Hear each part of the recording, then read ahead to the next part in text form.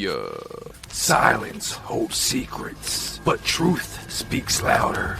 From the streets of Baltimore to the mountains of West Virginia, from real pain to real purpose, from the shadows to the spotlight, you just stepped into Blaze the Bingo Hall, where the stories hit harder than a chair shot and legends speak without a filter. This is where the real get heard, from the indies to the pros. Hosted by your boy Younglurch, standing at 6'6". He's built to handle the big conversations like this. No scripts, no gimmicks, only what's real. 100% raw conversations. And the haters, they know exactly what y'all can do. So duck the clothesline and catch the fade with Younglurch on Blaze the Bingo Hall. Younglurch in this bitch. 1, 2, 3. Flat on your back if you fucks with me. Yo, we got the scoop from the indies to the pros. 411 from the 410. Catch a elbow, catch a leg drop, catch a chair shot, catch a flare chop. Never gonna stop, gonna roll it up, y'all. We pulling up and blazing at the Bingo Hall.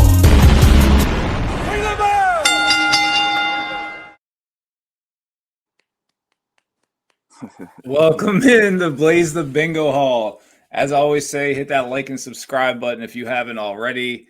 Today, we're joined by some special guests.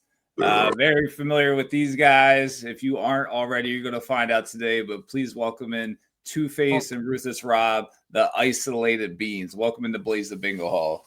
And thank you for blazing it with your boy Younglurch. What up? Hell yeah. I know that intro might sound a little bit familiar. You know, if you know, you know. But yeah, you might pick up on it after you hear some of these voices today. But for those who don't know, who are the Isolated Beingz and what does that name represent to you guys? I mean, we're isolated. I mean, we're not a part of the regular crowd, you know? Yeah. I mean, it's like we're mental patients alone in a padded room. So basically, I joined the shit after he throw the name up of it. So that's why I said you gotta ask him, because he's the one that came up with the fucking name. I just joined the shit. Wasn't there a group before you two got together, and then you two met like through somebody else, or wasn't there something like along those lines? But there was another member in Isolated Beingz. Okay. And yeah, sickness. Rest in peace. Yeah, but right. I was doing Isolated Beingz with this guy named Sickness, and through a mini gathering of the Juggalos in like Hagerstown, Maryland, he was doing a show, and we linked up together, and you know, we kind of vibed with the whole horror thing, and we had a lot of the same interests and shit. And then eventually Sickness took me into a Taco Bell parking lot and broke up with me and said he didn't want to rap no more. and so I was like, I was living with him, and I was like, man, like I don't know what to do now. And he was like, I'll do it. I'll join. I was already doing Ruthless Rob shit, you know what I mean? So I was like, well, just fucking just jump on another project, fuck it. So hell yeah. Then I ended up putting time into Isolated Beingz and Ruthless Rob. That's how it just turned out, you know what I mean? This is more of a project that I just got more involved in. I didn't think it was going to be you know what I'm saying, like as much as it is right now. I thought, you know, just like a part-time type thing, but like I said, it ended up consuming most of my time as far as music and shit. I still do Ruthless Rob shit here and there, but for the most part I mostly do IB, you know what I'm saying? Oh yeah. Have you ever been in another group at all? Or have you only just did the Ruthless Rob and Isolated Beingz?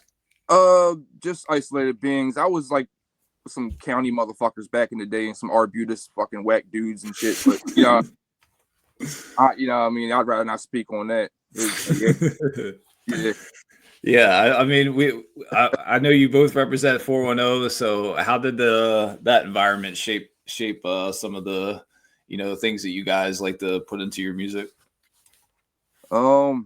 You know, basically like I said, when me and him started talking and shit, start hanging out and stuff, like I didn't realize how close he was living to the city.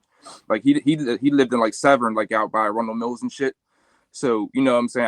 I don't know, you know, how far the shit was from the hood because I never got out of the hood much. So I'm like, damn, you really ain't that far. You're about like, you know, 20 minutes. So I'm thinking Severn. I'm thinking like he's fucking like hours away or some shit.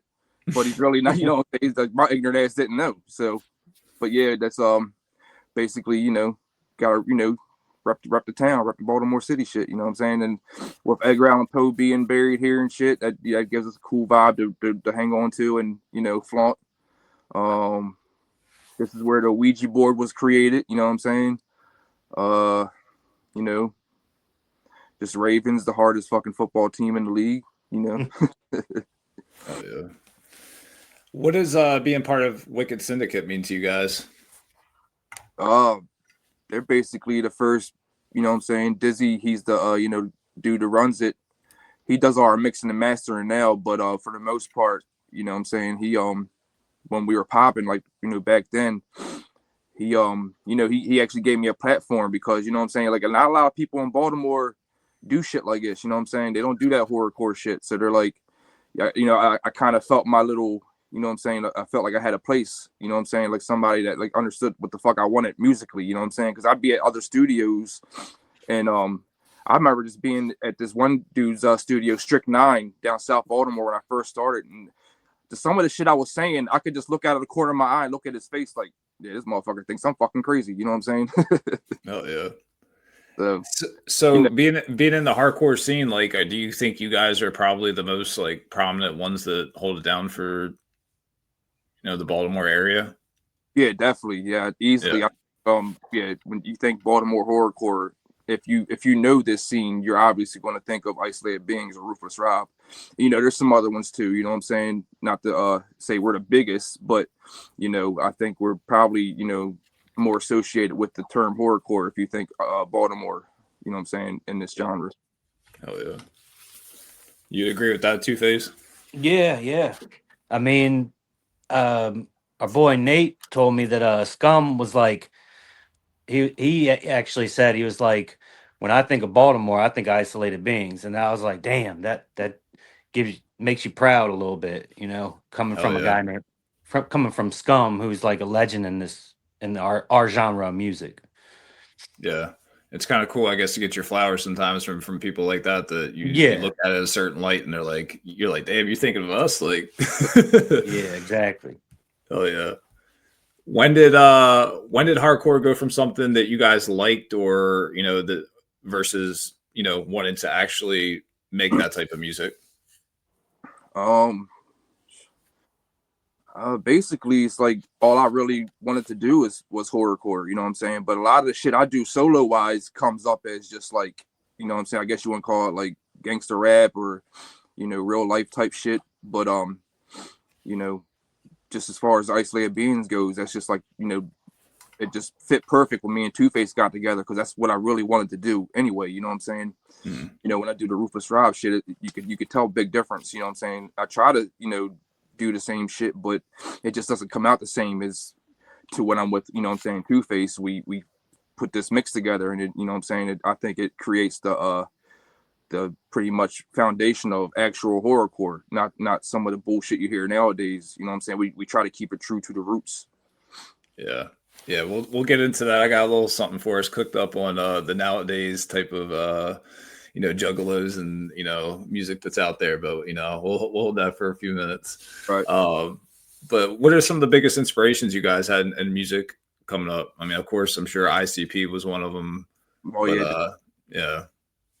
I was always into the new metal fashion with Okay. Static X, Dope, Head PE, and then Korn and Limp Bizkit, kind of the mainstays, and Slipknot.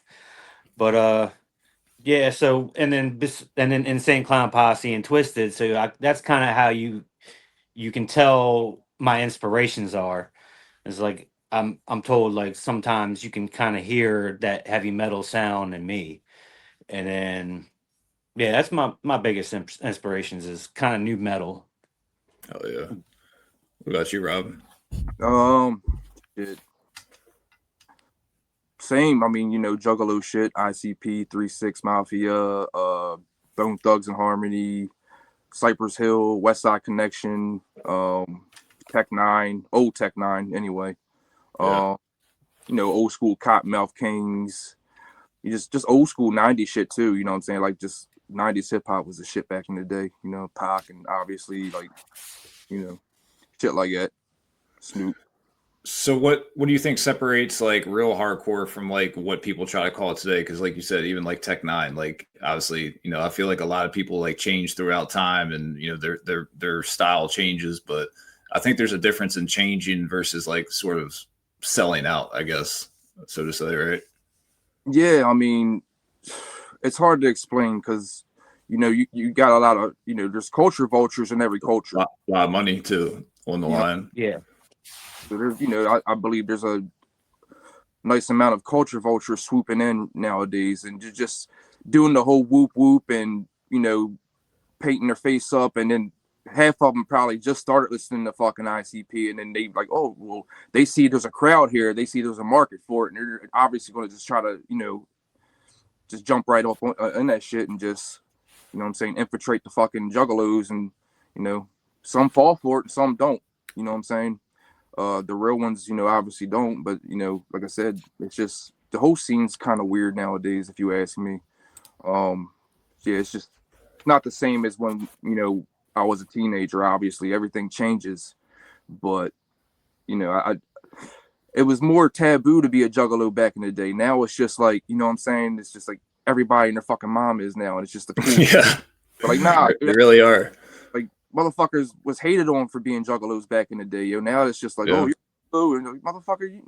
It's just weird, man. It's just yeah, not my cup of tea, not my cup of Fago. That's what I was going to ask. My next question actually is, as OG juggalos, you know, not the new school, what's the biggest difference you see in the culture now? And I guess it's, you know, the culture vultures that you mentioned that, you know, I guess they're trying to swoop in just because it might be the hot thing right now. I mean, I know like if just to go to like wrestling, like JCW, it's like pretty hot right now as far as, you know, what they're doing, and they got a lot of eyeballs on them. A lot of people are coming into there.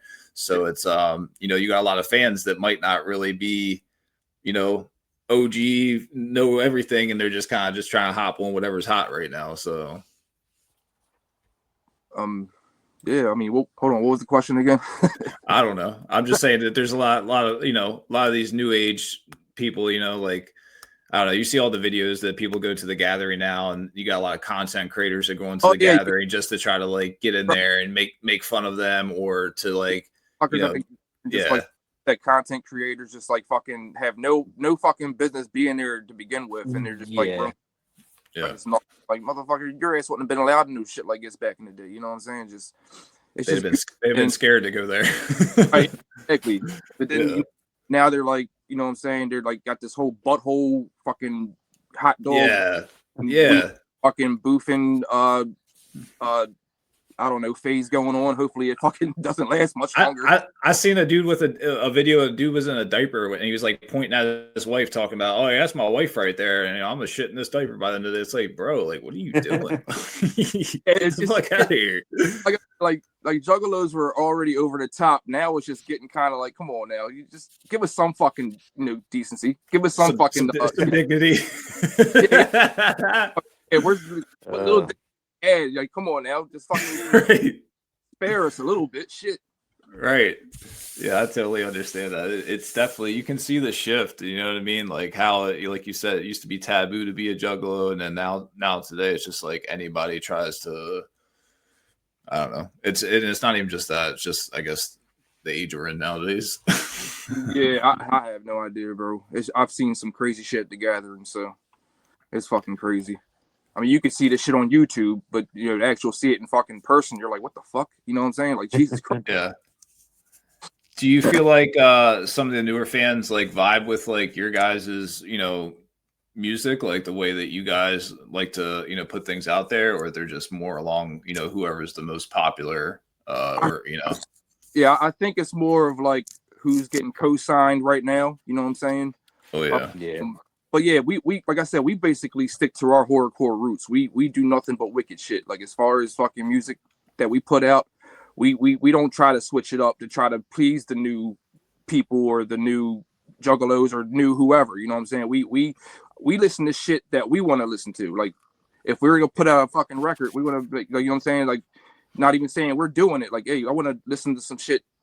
You know what I'm saying? If that makes any sense. Like, I listen to my own shit because I like that. I do music that I want to listen to and I like. Yeah. Yeah, not a lot of people. I think that's the best part about, like, if you are creating something like music or your content or whatever you're doing, like if you're doing it for you, at the end of the day, it's always gonna, feel like you're benefiting from it. But if you're doing it to try to like appease others or to meet whatever the fans want, like it's never gonna feel good because you feel like you're working for somebody else or doing something for somebody else. But if you're doing it for you, like, hey. It's a rewarding kind of feeling.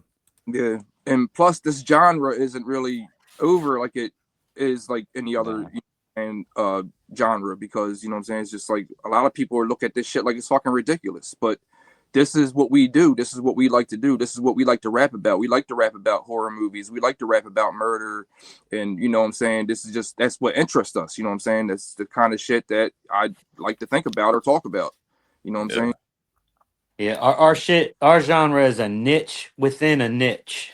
Yeah, yeah. So it's like a small genre, but it's even a smaller genre. Like, yeah. Our music isn't for all juggalos or all people that like horrorcore or whatever. Yeah. It's definitely, it's relatable to the wrestling too. It's like the independent scene and deathmatch scene. It's a niche within a niche. You know what I mean? Because it's like you have the wrestling scene that's already weird enough as it is, but then it's like you get down to like the really underground shit, and it's like, okay, it's really really different under the, you got to be really really on the know. So yeah, I totally get that. And what I found to realize is, like, honestly, like probably like out of every 9 out of 10 juggalos I've met, they're wrestling fans. So it's just like kind of just happen, you know what I'm saying? That's why I said like JCW is so popular right now. Like they got all the top indie people coming in and out of there, and people are trying to get booked on that show constantly because they're like doing like little mini tours. And but yeah, we just the one in May. It was cool as shit. Man. We saw fucking cocaine and shit, and fucking some fucking they put on a cool show, man. You said you guys went? Yeah, we went to PA last May, I think. Yeah. Nice. Yeah. They look pretty dope from what I see on YouTube, and they got always like I said, tons of stars there. This shit's pretty funny. Right. What's it like performing at the Gathering compared to normal shows? Hot. Yeah, I bet. Smelly, I'm sure. Oh, that too, yeah. Yeah. Oh, yeah. It's good to get out of, in front of a different variety of people from all over. You know what I'm saying? When we're in Baltimore, obviously most of the time it's people that already know who we are or already heard of us.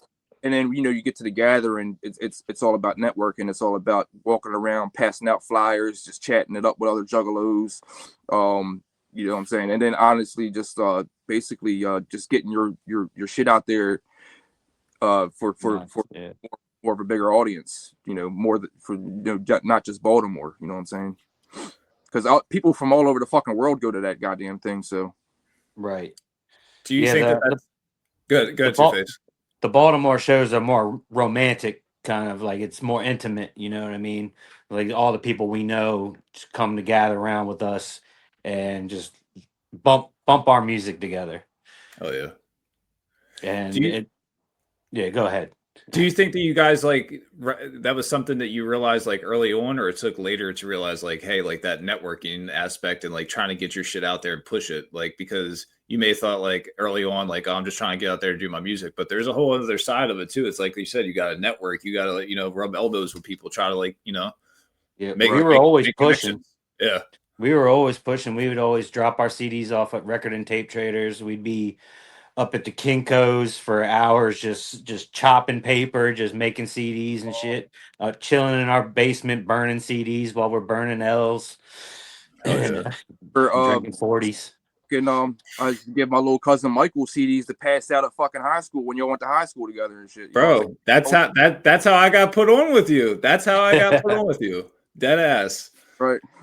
That's how I found out about Ruthless Rob. He's like, oh yeah, you know, my cousin, he's a rapper. Here, listen to this, and he would give me whatever mixtapes or whatever you guys had coming out at the time, and I go home, listen to it. I'd be like, what the fuck is this? I ain't never heard anything like this before. You know what I mean? And then, yeah, I mean, we went to the ICP show and back in May of last year, and we were still pushing. We were still outside, like right after the show ended. ICP got off the stage. I ran outside of the car, unlocked my shit, grabbed a big box of like just old shit we had lying around, like old Wicked Revival CDs and old flyers, and we just passed that shit out. Like we're still hustling. Yeah, that's what it takes. The grind don't stop, right? Yeah. Got to be consistent, you know what I'm saying, when you're doing rap, you know, or any kind of music, honestly. You just got to be out there. Got to, like you said, just constantly fucking hustling. Yeah, you never know who's listening or watching. I think that's why people know us more around here for the Baltimore Horrorcore, because we stay consistent for like the last 20 years. We just constantly putting out albums, constantly promoting anytime that some type of music that sounds similar to ours, we're outside that venue passing out flyers. Yeah, that's, I mean, it's what it takes. It's what it takes. And you guys have also opened for ICP and also Twiztid. What did you take away from those experiences? Honestly, just notches under my belt, just accomplishments in my opinion. Like, you know what I'm saying? That's something off the bucket list, you know what I'm saying? Pretty much. I do wish like we got those chances after we grew a little, you know what I mean? Because they don't really come around here that much. And when they do, they're like, they don't offer openers or whatever.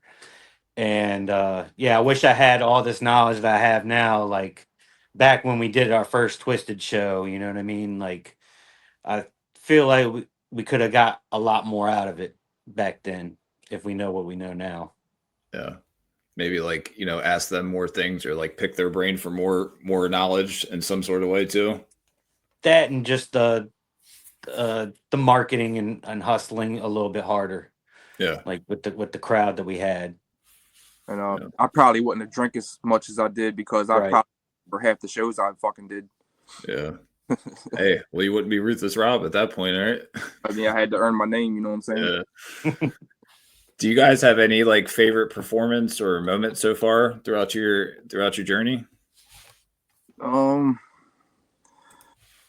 Honestly, like everyone we do is just any chance that we get to just do our thing is, you know what I'm saying, I'm happy to do, you know what I'm saying? That, I would probably say our biggest one that we did was ICP, obviously, when they came to Baltimore, when at the sound stage and we opened up for them. That was probably like our, you know, I'm like, yeah, this is the shit, you know what I'm saying, that moment. But it was a cool lineup too. It was DJ Paul and POD. Yeah. Damn. So that was really cool. I think I remember that one. I don't think I went to that though, but I remember when that was happening. Yeah, it was the Missing Link tour. Yeah. And then you guys opened for I know at least one of the times I was there at the Twiztid concert, you guys opened for them in Boonesboro. Yeah, we've opened up for Twiztid a few times. Yeah, I think we opened. I really liked the first one we did at the I think it was the Sonar. Yeah, Sonar's Slaughterhouse tour. Yeah, Slaughterhouse tour. That was one of my favorites. Then our first gathering. And I really like the Shamrock, what we're doing now. Like, I feel like this next coming show really could be my favorite. We'll see though. Yeah, I got this is like a for that too. Party, so we're gonna be trying to do it big, you know what I'm saying? Yeah, have all the old people there, all the old homies. This is the next one coming up, right? Yes, sir. Sorry to cover you up there, Two-Face, but that's cool. I'm on the flyer. Yeah, and that's a place that you guys seem to perform at quite frequently, right? Yeah, it's a cool little spot over East Baltimore. Just pretty much a cool dive bar. Owners are real cool with us. They let us do our thing, as long as we don't trash the place or just cause no trouble. You know what I'm saying? And I don't really do much of that no more anyway. So. Oh yeah. So you guys, people that may not know, you guys had a collab from the one of your albums with Jelly Roll, who's a Grammy Award winner now. Yeah. Did you guys get any spike in that when you guys were posting? I know you guys were jumping right on that. I was like, oh, let me go ahead and repost it, post this stuff now. Like, we fucking put out a remastered version of that shit. Yeah. Did you? Hell yeah. Well, our producer Dizzy, he said Jelly Roll blocked so where we can't really like advertise it on Spotify. Like, so any fans of his probably ain't gonna see that we have a feature, but it is what it is. He probably did that with not only just you guys, but probably multiple everybody. He was only like $200. I can only imagine how much he is now. What a steal! What a steal! It's like crazy with fucking Jelly Roll, man. There'd be one point you'd be able just to fucking go hang out with him at a fucking gathering. You know what I'm saying?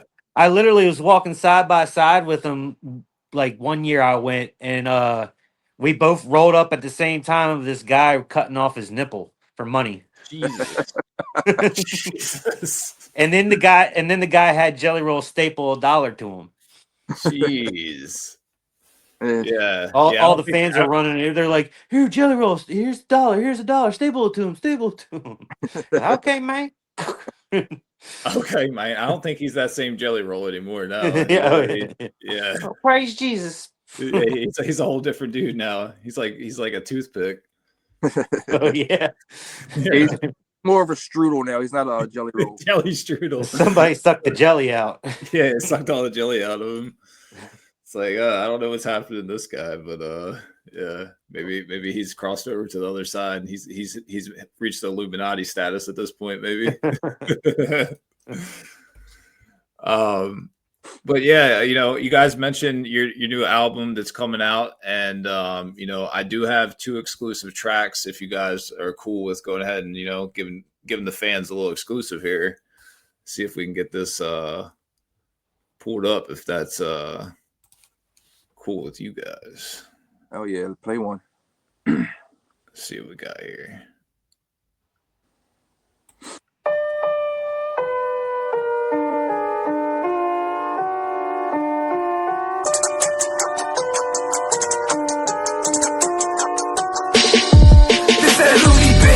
Put that ass in a casket. That shit crazy with the straight jacket. Looney bin shit, better keep me medicated. Put me in the batting room, heavily sedated. This that Looney bin shit, bitch. Welcome to the Looney bin. Looney bin shit, bitch. Welcome to the Looney bin. Looney bin shit, bitch. Welcome to the Looney bin. Welcome to the Looney bin. Welcome to the Looney bin. I'm in my asylum, dead bodies I hide them. In the cut so nobody can find them. I feel suicidal upon my arrival. The doctor shit themselves and started gripping the Bible. Yeah. Take a walk inside my loony bin. Everybody wildin' out like a bunch of hooligans. Yeah. Hear the screams through the hall. See the blood and guts dripping down the padded room walls. Yeah. They keep a motherfucker medicated with the sedatives, cause one time I levitated. What the fuck? I grew some horns in a tail, then I finally realized that I died and went to hell. This that Looney bin shit, put that ass in a casket. That shit crazy with the straight jacket. Looney bin shit, better keep me medicated. Put me in the batting room, heavily sedated. This that Looney bin shit, bitch. Welcome to the Looney bin. Looney bin shit, bitch. Welcome to the Looney bin. Looney bin shit, bitch. Welcome to the Looney bin. Welcome to the Looney bin. Welcome to the Looney bin. Basket case with the muzzle on my face, locked away, no escape beyond the institution gates. They found bodies in my closet, bodies in my crawl space, bodies hidden all around. I never let them go to waste. Decapitate, amputate, wrap it and refrigerate. So many go missing without a clue or a trace. Doctors trying to evaluate, fucking with my mental state, feeling like an inmate. My mind is about to detonate. I feel like Harvey Dent in my padded room, padded walls all around with the light of the moon. I am off my rocker. I think it's safe to assume I am bad shit, crazy psycho Looney Tunes. This that Looney bin shit, put that ass in a casket. Bad shit crazy with the straight jacket. Looney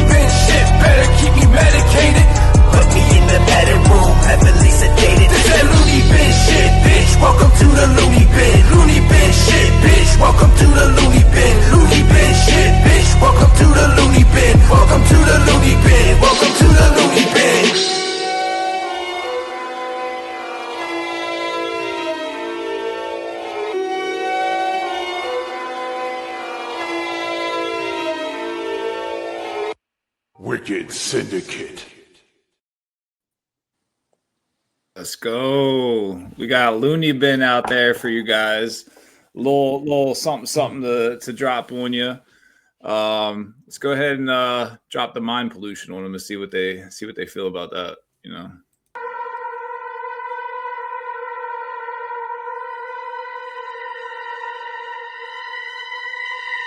I only got a few brain cells left.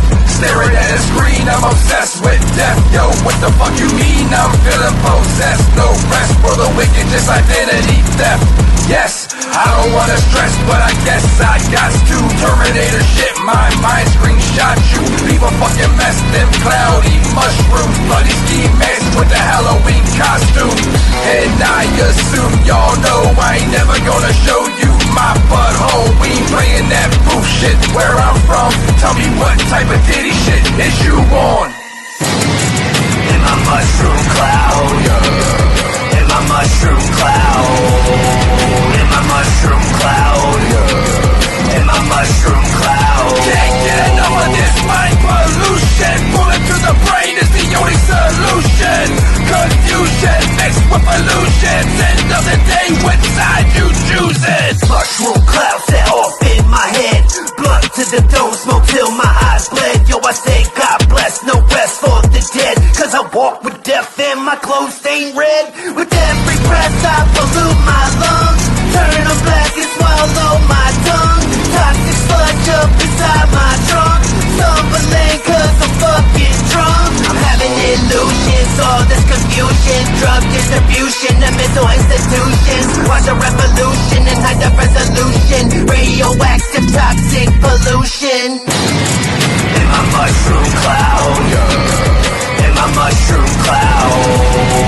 In my mushroom cloud, yeah. In my mushroom cloud. Can't get enough of this mind pollution. Bullet to the brain is the only solution.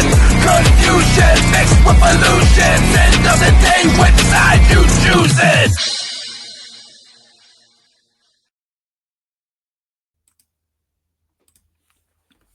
Yeah. Let's go.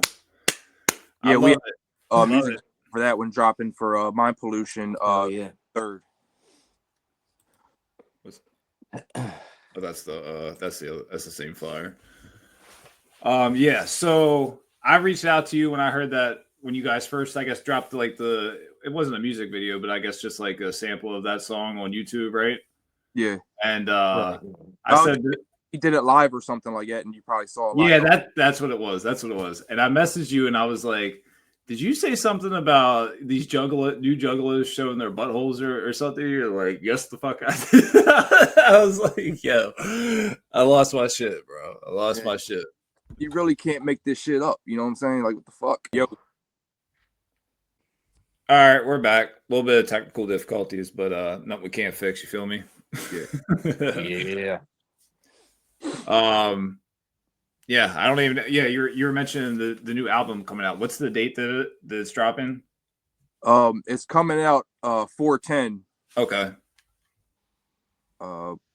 Yeah, Friday 4/10, April 10th, and then the next day we're having the CD release party the 11th.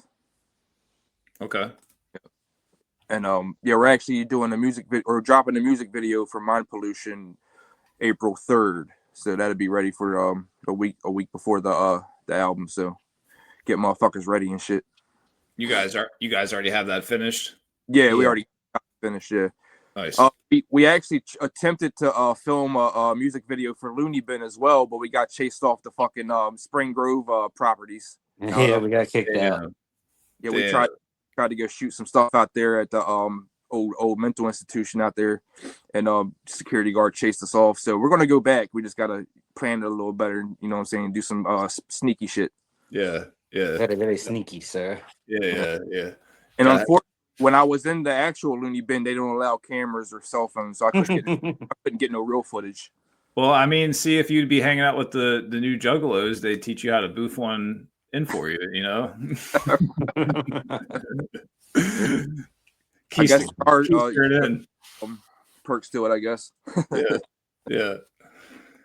So, what do you guys feel like the biggest struggle has been being independent versus like, you know, getting to a major label? Like, I know some people think that if you're on a major label, it means that you're making a lot of money, but also at the same time, you might be losing a lot of money when it really comes down to the fine nitty gritty. So Yeah, being independent is probably, you know, I guess more rewarding at the end of the day than, right. you know. I mean, if you get a label behind you nowadays, it doesn't really mean much anymore as to what it did, like, you know what I'm saying, 15, 20 years ago, because, you know, everything's fucking digital now and you can pretty much do everything your fucking self. So, you know what I'm saying? Maybe the benefit of being on a label now would be having that actual, you know, that label push you, you know what I'm saying? That label to That give rub. you, you know what I'm saying? Like, yeah, check this motherfucker out. He's on our label, you know, you know, whether it be like Cash Money or Psychopathic or whatever, they're putting it out. So that's going to draw eyes to it. You know what I'm saying? It's not even the label anymore. It's more of the artist endorsement. Yeah, Like it's like, oh, ICP said so and so is pretty good. Let me go take a listen to him. Right. Like, Yeah. It's not that. It's because I don't even think they have any. Is Ouija on Psychopathic?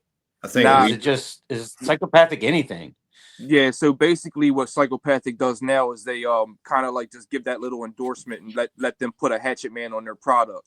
You know what I'm saying? That's basically all it is. Like, they get to keep all their own earnings and shit like that. But like I said, they give them that little they vouch for them type shit. You know what I'm saying? That little endorsement goes a long way. Yeah, exactly. Yeah. Like, I just want, like, if we were to ever get on like LSP or She, it's basically like getting the rub from Razakel or Scum or whatever. And also it's like they're part of the country will hear us where we can't really get to. Yeah. It's another. We can't make you click that button and listen to our shit online. But if somebody endorsed you, then they got a good chance of listening to you. Right. Yeah.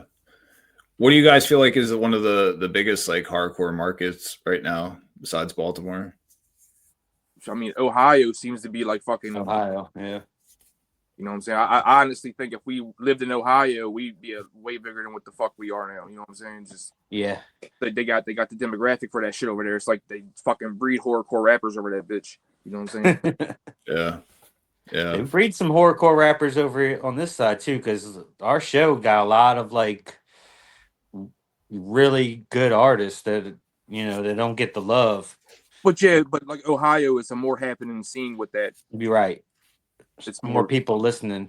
Bigger crowd over there. Yeah. Yeah. That's why ICP don't really come over here anymore, because there's not really the crowd for it. Yeah. Like PA and like above, but as far as like or like Delaware or, you know, West Virginia, even Virginia, they might come to Virginia once in a blue moon, but yeah, they haven't been to Baltimore in years. Damn. Yeah, I feel like they used to come all the time back in the day, but yeah, now thinking about it, they haven't been around, I guess, in a while. Yeah, and also could be venues tired of that fucking Fago cleanup at the end. Yeah, you got that right. You know, or maybe they you know try to like charge them a higher deposit or something to come there, and they don't want to take it. Yeah, they're just like, fuck you, we'll go where, you know, we know that, you know, we don't have to pay that or something. Right. Yeah, that makes sense. So, you know, after getting to hear both of those songs, what was the mindset going into this new album? Just basically like we say, man, just putting out wicked shit, just putting out horrorcore like the way it's supposed to be. Not none of that fucking goofy shit that we were talking about earlier. Just straight fucking wicked shit. No, keeping the comedy aspect out of it. Like, I don't find nothing going in another man's butthole funny, so I'm not gonna fucking sit there and act like it does. You know what I'm saying? It's just not my. It's not his cup of tea. I only laughed because Two-Face laughed. Well, he laughs at buttholes and jokes and shit like that. I, for one, that's why he needs you to keep him grounded. I don't play that shit. I'm about to do the Ace Ventura. Let me ask you a few questions. Yeah. But yeah. I feel like it's being fucking ridiculed in a way. I feel like our genre is being just, you know, mocked. Exactly. Yeah. It's fucking right. Like that, keep that goofy shit out of it. Let's keep it wicked again. Let's fucking keep it horrorcore. Let's keep it fucking crazy, evil, off the wall shit. Not rapping about how much shit you can fucking put up your butthole or let me see your butthole every 5 minutes. I can't even believe we're having this conversation, to be honest with you. Yeah. Like I just got out of the fucking nut house a few months ago. I'm ready to go back because I can't even fathom this shit. Yeah, I mean, even someone like myself who's not a juggalo, but you know, I've been around enough juggalos to know like that I've seen that shift, and that's why I was like, when I heard you say that lyric and that, you know, that bar, I was just like, yeah, like that it just resonates because it's the truth. You know, it's just a weird thing that's going on amongst these newer fans, I guess. I don't know. Yeah, I don't know. I guess we're getting old. You know how we're out of touch. We hate everything. I'm like that too. Yeah. Like our parents growing up, why do you listen to that shit? That shit's maybe that's just what's happening. Maybe it's just cool to getting old. Guy now. Yeah, that's how I feel, man. And you know, look at me. My name's Younglurch, but as you know, we know as that the years go. Yeah, you're the one that gave me that name, Rob, some time ago, and yeah, you know, people say that name, and it's like, yeah, man, I'm not that young though. I feel old as shit. And I watch a lot of your podcasts, and I'm always hearing you explain that how you got the name, and I'm always yeah. Here it is. My man, Ruthless Rob is the one that gave you that name. Yeah. Gotta hold it down. You know, they always want to know, and you know, even Madman Pondo, that's the first thing he asked me before I even got to ask him a question. He's like, you know, so you like the Addams Family or you're tall and lanky? I was like, well, I'm tall and lanky. You know what I mean? My buddy Ruthless Rob gave me that name. You know? Oh yeah. Yeah, I wish fucking I knew you was gonna have Madman on there because I would have had you like ask some fucking questions for me and shit because he was on Jerry Springer and I wanted to know how the fuck he got on Jerry Springer one time, like what the fuck, and and he actually hosted my first ever show, like he like you know was that's what like, you were telling me. Yeah, and I was gonna see if he remembered that, and that was like 2003. You know what I'm saying? That was like fucking forever ago, but who knows? You know? Yeah. He's get him back on, let me know. Oh yeah. I told you he said that he would come back on because he had to kind of cut it short. So yeah, I'm definitely have to ask him if he remembers. Yeah, shout out Madman Pondo. Oh yeah, definitely an OG in the sport, in the Juggalo community. Oh yeah, he definitely holds it down. Yeah. So how does it feel to, you know, have an interview with your boy Younglurch? You know, I'm doing the podcast. You guys are doing your music. So this, you know, it all comes full circle all this time later. And here you are blazing at the bingo hall. Well, I first saw you were doing this shit, and I actually watched a couple of them. Like, damn, fucking Younglurch is fucking doing this thing. Like, you know, you're real professional in what you do, and I think it's cool. You know what I'm saying? I'm actually kind of like impressed. You know what I'm saying? Like, yeah, you go beyond my expectations of when I first heard you were doing it. You know what I'm saying? I'm like, okay, let me check it out. And I wasn't, you know, trying to be an asshole. Like, I don't want to, you know, maybe it's some bullshit. Maybe he don't know what the fuck he's doing. Hell yeah. But seeing it and hearing it in the way you present yourself and hearing how you talk, you sound really professional. And like I said, I was kind of, you know, I was pretty. I'm like the underground Chris Van Vliet is what I'm trying to go for. You know what I'm saying? Yeah. I mean, I got to understand too, because you know what I'm saying. Most of the time when we were hanging out, we were just drinking and partying and shit. You know what I'm saying? So I never got to actually have a intellectual conversation with you. It's usually us getting drunk and listening to music and shit, or just talking. Hell yeah. Being ruthless. Sleep on Slop Dirty's fucking floor drunk and shit. You know what I'm saying? Hell yeah. Shout out Slop Dirty.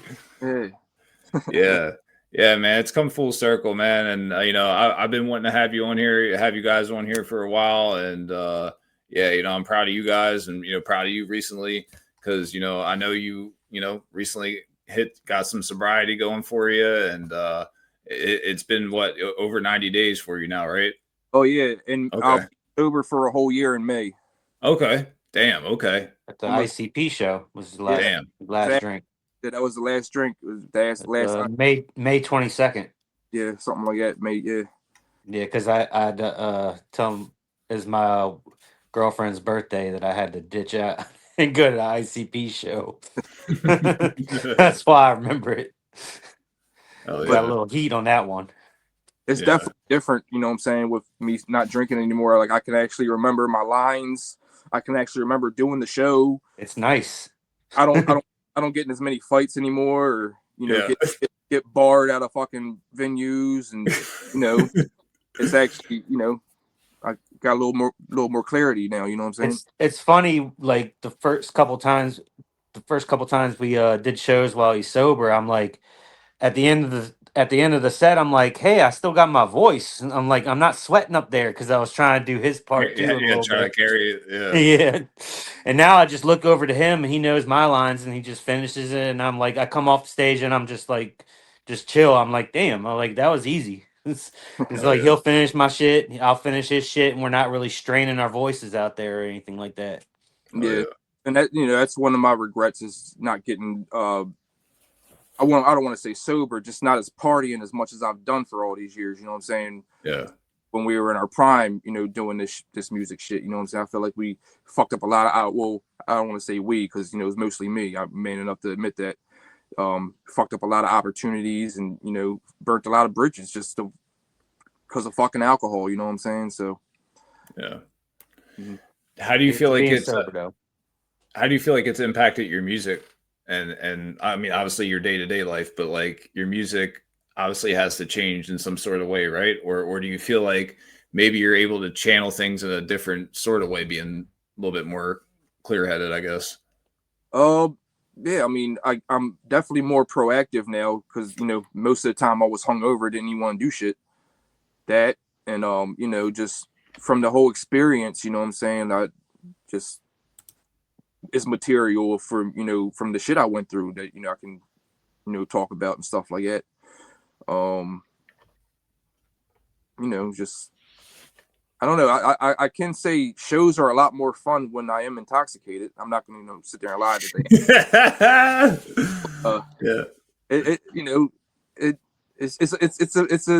it's a battle. You know what I'm saying? Like, it's hard to. I had to get sober, man. I'm getting up there, and I'm not never going to say I'm never going to drink again, because you never fucking know. You know what I'm saying? But right now, like they say, one day at a time. I'm not big into AA or nothing like that, but one day at a fucking time. Oh yeah. What would you say to anybody else that might be going through a similar struggle, or even someone that might be a rapper, or someone that might be ruining opportunities right now? What would you say to somebody right now that's going through it?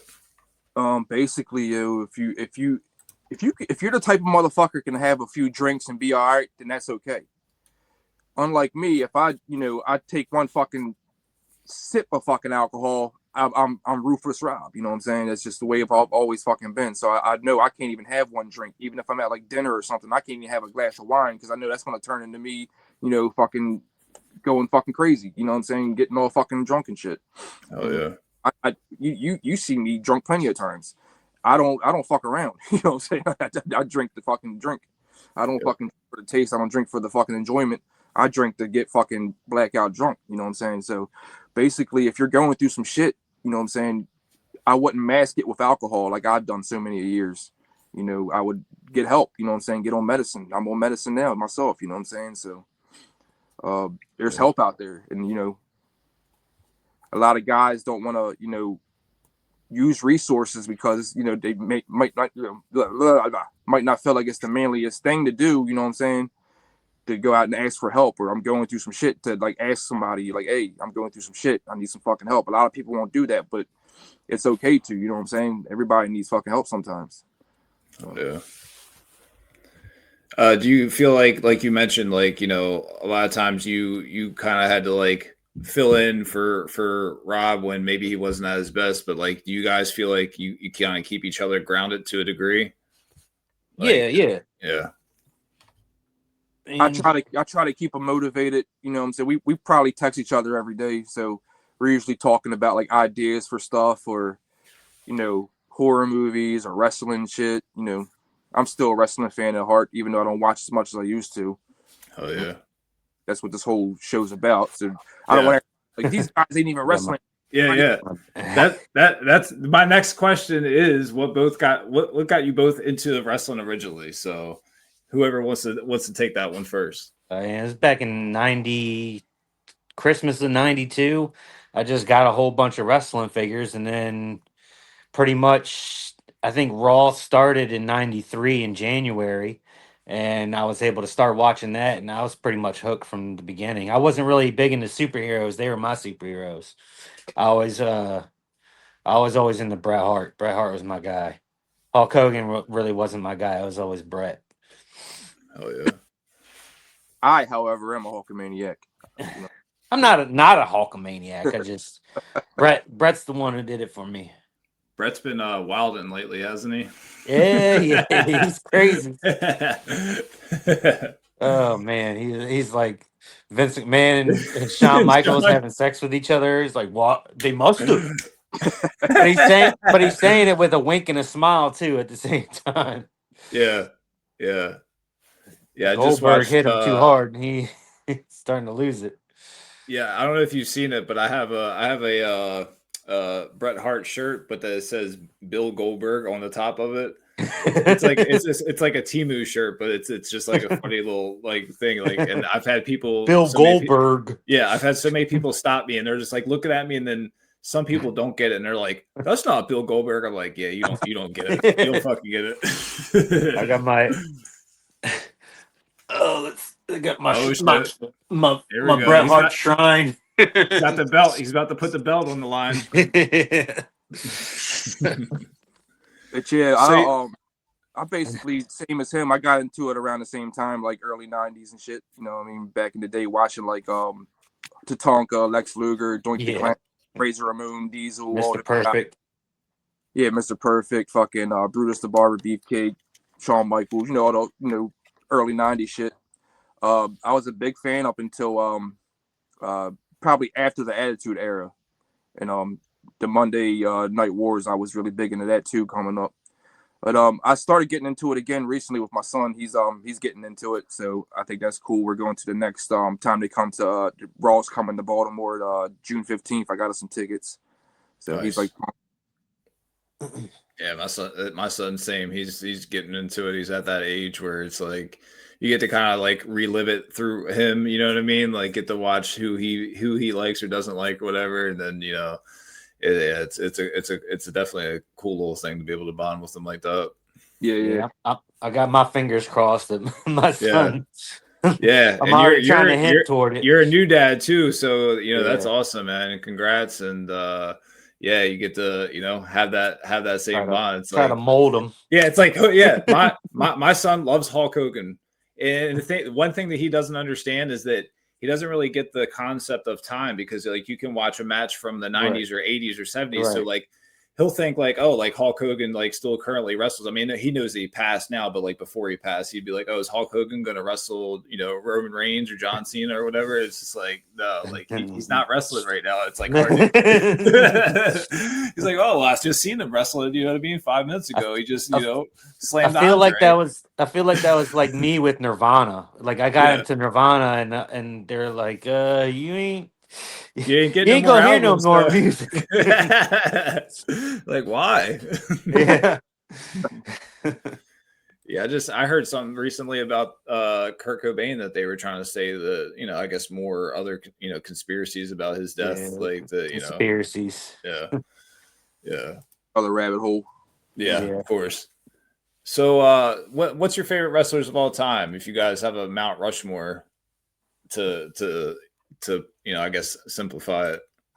So 4? Yeah, 4. If you want to add a 5th, you can add a 5th if you have to. A bonus. I know Two-Face is going to say Bret Hart 4 or 5 times, right? 5 times. Bret. I'll tell you mine real quick. My top 4 is Stone Cold, Hulk Hogan, Scott Hall, and Hardcore Holly. Damn. Hardcore Holly's crazy. Damn right. Well, over 400 pounds. Over 400 pounds, yeah. Oh man, probably like Bret Hart, maybe Owen Hart. Oh, our family. He no. Probably Mr. Perfect and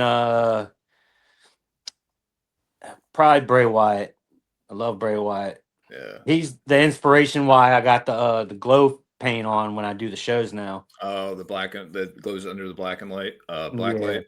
Yeah. Yeah, he did a black light match one time, and I was just like, that'd be a sight to see. So do you have to bring your own black lights most of the time, or are most places like set up with some sort of like? Yeah, I got like portable one. He's got the Room Raiders one. Remember Room Raiders back in the day? Oh yeah. I get like, oh yeah. Come and inspect the room. Wait, hold up. All right, just making sure. I'm not picking this room. But now I got like 6 of these bad boys, and I hook them up to some poles, and then it kind of just I'll put them on both sides, and then it just shines. Get up close to it and stuff. Yeah, that's it. I bring all that. It kind of sucks because now I'm like, I didn't want to be in a band because I didn't want to carry shit. Now all of a sudden I got to carry the banner. We got the black lights. We got the merchandise. We got. Oh, yeah. I got to carry my paint set. We're our own fucking roadies too. Oh yeah. Right. Yeah, we ain't got no roadies. They all left. They all got families and don't want to come out no more. Do you guys see any parallels between wrestling and performing your music? Yeah, it's adrenaline rush. That's for damn sure. Yeah. Like when I hear like about the horror stories of wrestlers like doing the pills and stuff, I can see why. Like, because you got that adrenaline rush that you can't sleep. I have to eat some McDonald's just to get my ass to calm down after a show, just so I can take it. To just go back to sleep because that shit will keep you up. Oh yeah. So I know that's the same for the wrestlers. I know they always talk about that. I just did an interview with this up and coming deathmatch wrestler. His name's Nino Extremo. He's about to be in GCW in June, and he was basically saying that the job that he worked at, like they were all shitting on him because like he would come in all like high off of wrestling and like on adrenaline and just like happy and like trying to show them, hey, this is what I'm doing, blah, blah, blah. And they're just like, oh, you're too young. You know, you're dumb. Like, why are you doing that? Blah, blah, blah.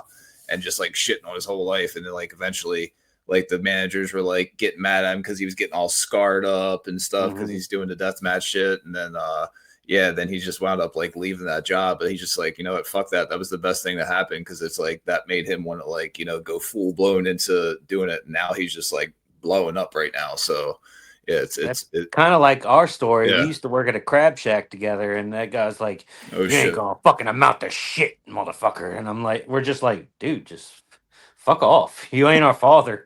Yeah. Was that the one in Catonsville? Yeah, Cafe. Okay, yeah. Hell yeah, fucker. We'd be drinking at the bar, and then he'd come up all drunk and be like, "You doing this rap shit?" He make him sound like Vince McMahon and shit. Oh, yeah. Hey pal. He kind of does have a little bit of Vince in him though. the power trip. Yeah. Did you guys? I guess you guys seen the video events recently that just came out, the body cam footage. Oh, the car crash. Yeah. Or was it a car crash or something speeding? Oh yeah. He rear-ended somebody doing like 115 or something. They said just weaving in and out, the fucking going on the side of the road, running through people. Yeah. My favorite. He's cussing at himself. He's cussing at himself. Stupid. Yeah. Stupid. Fucking stupid, my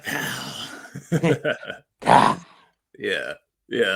I think Vince has the most hardest fucking ring entrance theme song like ever fucking made. Yeah. To this day. That goes back to podcast. I did the one for your podcast, but his definitely is way better.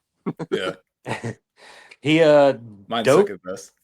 Dope redid that song, the no Chance in Hell. Oh yeah. That shit was tight.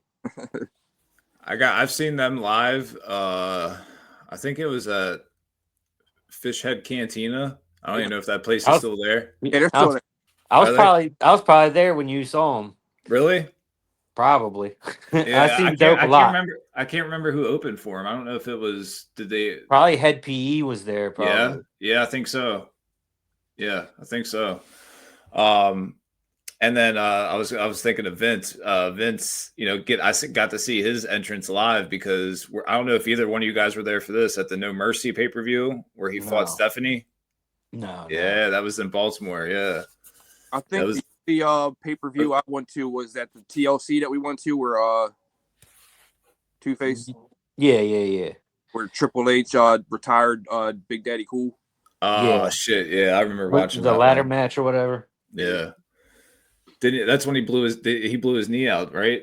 Yeah, probably. Yeah. Another topical thing I want to bring up is I don't know if you guys seen. I think it came out today or yesterday that Ted DiBiase Jr. was found not guilty and all that. Not guilty. Yeah. He texted me that earlier. Yeah. Did you see the messages? Oh boy. You're talking about Two-Face texted you. I thought you were talking about Ted DiBiase. No, there was like didn't his brother was like, you help me sleep at night. I'm talking to this old man. Yeah, and the old man was like, I love that you said that. Yeah, it was weird. It was a little weird. Yeah. Isn't his brother, I think, got sentenced to 5 years though, right? Or did I not hear that? I don't know. I only seen the Ted Jr. headline, so I didn't know. Yeah, Ted's Jr. safe though, but I think the million and his father fucking paid the fucking judge off. Yeah. He finally got. He finally did enough tours of signings that he's been around doing. Remember, every man has his price. Hell yeah. Yeah, that's crazy. It's crazy what happens to some of these guys, but yeah, there was a whole little. It was like millions of dollars. I'm pretty sure that was like embezzled from like EBT or something, but right or something. Yeah. But that dude. How was he even in a position to do something like that? Like I was still kind of confused.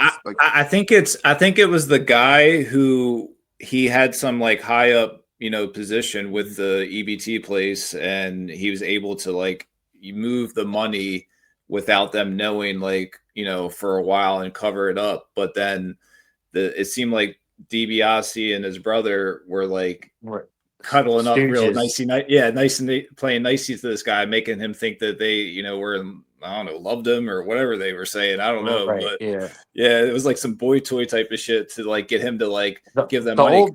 The old man got 30 years. Oh, did he? Yeah, he got 30 years. Damn. Yeah, because he was the one actually moving the money. Yeah.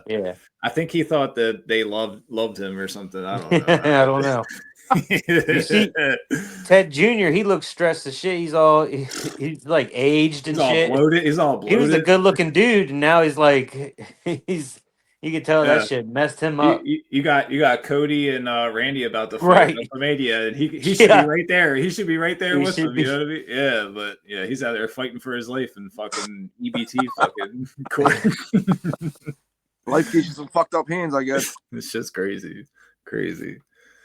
But here's a question. I don't know if you guys ever been asked if the Isolated Beingz were a tag team, what would be your gimmick and what would be your finisher?